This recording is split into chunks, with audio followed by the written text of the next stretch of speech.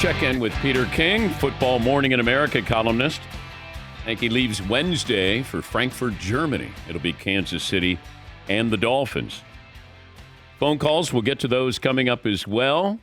Mercedes-Benz, the EV, is not just extraordinary, it's extra easy. And the vehicle's all electric. The feeling all Mercedes, the choice is all yours. Learn more, MBUSA.com, EQ. Let's bring in Peter King, who joins us on the program.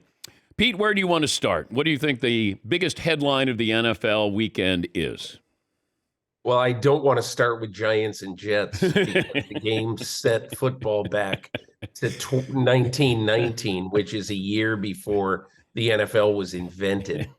Dan, I think probably to me, long term, the most interesting thing that happened this weekend is that Joe Burrow and the Bengals continued to reaffirm that they will be a factor in January and perhaps February. And I thought Burrow played absolutely great. You know, with Joe Montana watching from a box upstairs, he had a Joe Montana day, completed 88% of his throws, did not throw a pick. And he had a play that I talked about in my column this morning that is just a play only the great ones will make, at least in my opinion. He changed the course of this game with a shake of his shoulder and a throw to Jamar Chase for a touchdown in the fourth quarter that clinched the game. And look, 3 weeks ago, we all thought Joe Burrow might be plagued by this calf injury the whole year, but he looks as good as he ever has, especially yesterday. Okay, but the Niners feel like they're in a little bit of trouble. Yeah. What's the biggest issue? Well, first of all, and again, look, there's no question that Brock Purdy's an issue. Is he plagued in any way by, the concussion he got late in the Monday night game? Should he have played yesterday? All I know is that, the NFL is very big on these independent neurologists. This is not a 49ers physician clearing Joe Burrow or clearing Brock Purdy, excuse me. This is an independent physician clearing him. And so, you just have to take it like, okay, maybe Brady is off and all that. But I think as big as Brock Purdy's problems have been in the last 5 quarters, where is this suffocating defense that the 49ers should have right now? They shouldn't be allowing 31 points to anybody at home or anywhere, quite honestly. And to me, that the defense is as big or bigger a problem right now than the quarterback. What puzzles you the most about Deshaun Watson in the Browns situation? That we are midway through the second season since he signed this incredible contract. The Haslams have already doled out $91 million in the span of 17 months to Deshaun Watson. And yet, Dan, you, me, the Browns, Deshaun Watson's mother, for crying out loud, whoever, we have no idea if he's going to be the player ever again that he was when he was in Houston. This isn't just a little time where he has been in a slump or hasn't played well, and now obviously it's exacerbated by his shoulder injury. But, Dan, the Cleveland Browns could get to the end of this season and be 40% finished with this contract and not have a good idea about whether in trading 3 middle ones, picks between 10 and 20, and paying Deshaun Watson the biggest fully guaranteed contract in NFL history, they could get to the end of this year and not have any idea if he's their long-term answer at quarterback. Titans find their quarterback yesterday? I think so. He throws really a majestic deep ball. I was so impressed with Will Levis and the deep balls he throws. And Dan, I think after the game, he sort of illustrated why the Titans, one of the reasons the Titans are excited about him. He wasn't really in celebratory mode. He said, "How much time is it? I got 12 minutes to celebrate this game, and we play Thursday, and I got to be ready to go." So I kind of like hearing that out of a young player, and we'll see. But his debut was the best debut first game of a rookie in a long time. Peter King, Football Morning in America columnist and contributor to NBC Sports. Back to the Titans, I'm wondering, if you have your quarterback, are you now more likely to trade Derrick Henry? Because the future is, if it's Will Levis, Derrick Henry's probably not going to be a big part of that future moving forward.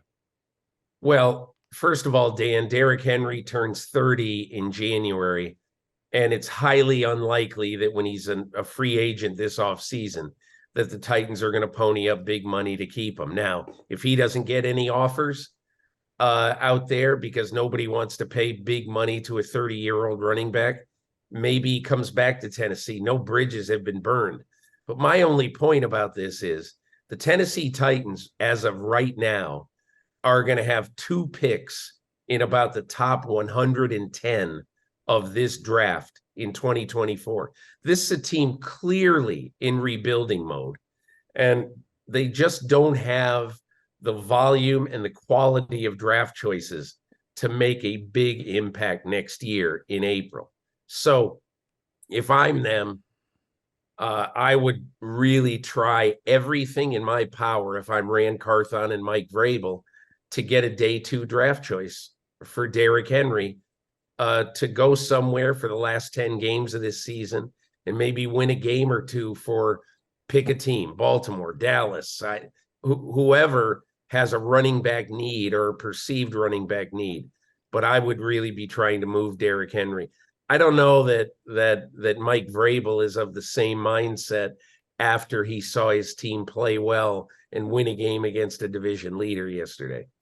Tell me how the game in Germany came about with the Chiefs. Chiefs wanted to play there, and there were only a couple of opponents. I was reading in your column today. So how does that come about with the schedule makers?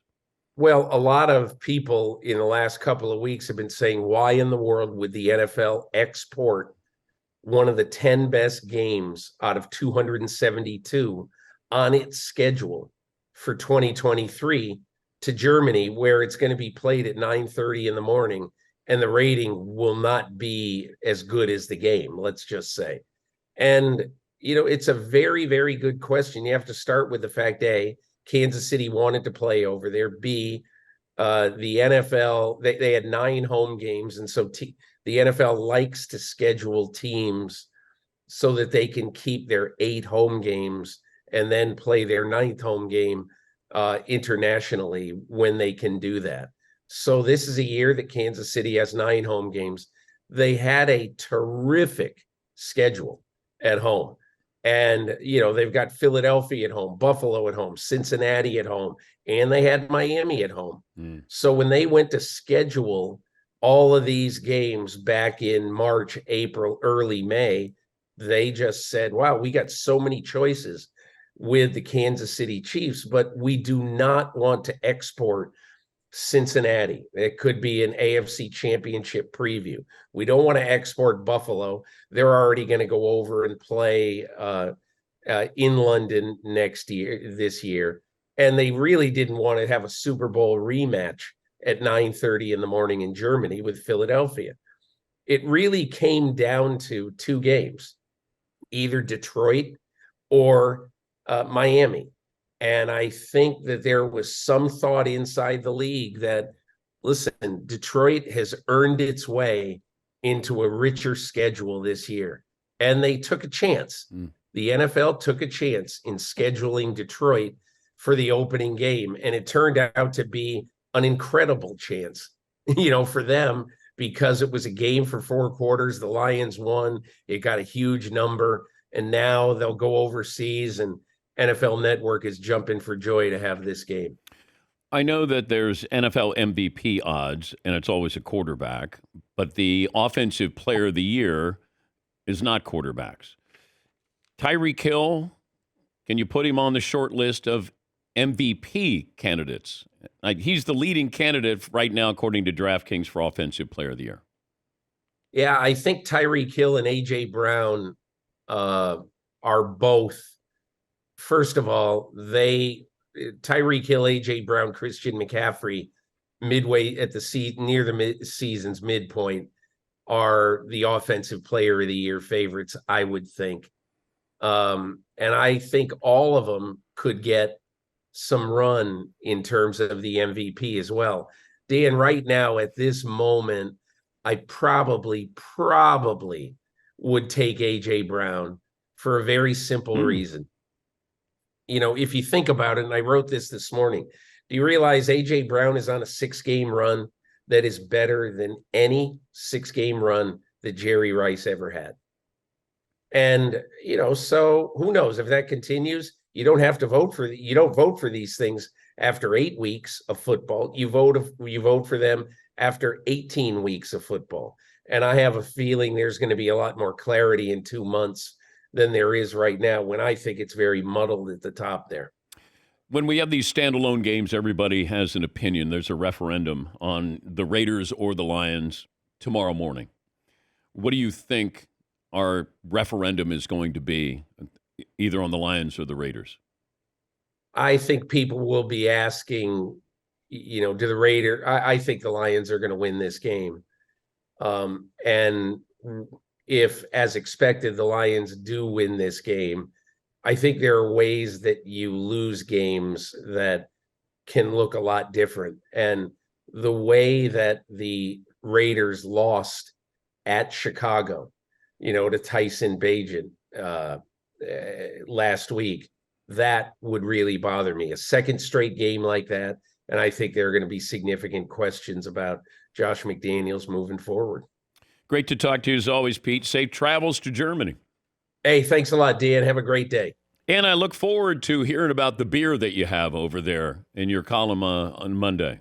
I'll make sure that I'll do a Dan Patrick Beer of the Week.